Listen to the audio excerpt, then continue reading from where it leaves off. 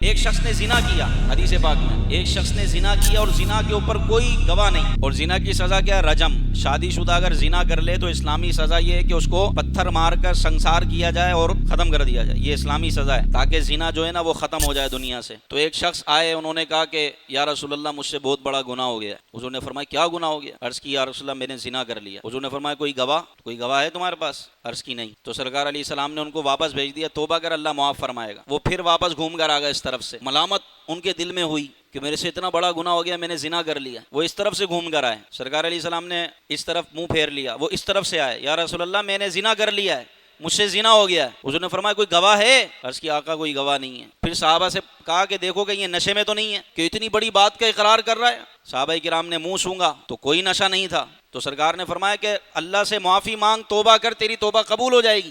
لیکن وہ ایمان سے بھرے ہوئے تھے۔ عرض کی یا رسول اللہ مجھ سے زنا ہو گیا ہے، میں پاک ہونا چاہتا ہوں، مجھے پاک کیجئے۔ تو ان کے بار بار اقرار کرنے پر سرکار علیہ الصلوۃ والسلام نے پھر رجم کا حکم دیا، جو اسلامی سزا ہے اس کا حکم دیا۔ تو ان کو سنسار کیا گیا اور وہ انتقال کر گئے۔ پھر ان کی تدفین ہوئی، ان کو حضور علیہ الصلوۃ والسلام کے حکم پر ان کی تدفین ہوئی، سرکار علیہ السلام خود شریک ہوئے۔ تو جب تدفین ہو گئی اس کے بعد کچھ لوگ آپس میں باتیں کرنے لگے کہ دیکھو فلاں نے تو زنا کر لیا تھا، فلاں نے یہ کر لیا تھا۔ تو نبی پاک صلی اللہ علیہ وسلم نے جب یہ سنا تو حضور نے فرمایا کہ اس نے ایسی توبہ کی تھی، تم اس کے بارے میں بات کرتے ہو، اس نے ایسی توبہ کی کہ اگر وہ تم سب میں تقسیم کر دی جائے تو وہ کافی ہو جائے، یعنی اللہ نے اس کو پاک کر دیا، اس کے خلاف باتیں نہ کرو۔ ان کے دل میں ملامت ہوئی، انہوں نے اللہ کی بارگاہ میں توبہ کی اور دنیاوی سزا انہوں نے قبول کی کہ کہیں ایسا نہ ہو کہ میں آخرت میں پھنس جاؤں۔ تو یہ ان کے تقوی کی بات تھی۔ تو جب لوگ ان کے خلاف بولنے لگے تو سرکار نے منع فرما دیا، روک دیا، اور کہا کہ ایک حدیث میں اس طرح ہے کہ وہ جنت کی نہروں میں غوطہ دیا جا رہا ہے، ان کو جنت کی نہروں میں غوطہ دیا جا رہا ہے۔ اللہ اکبر۔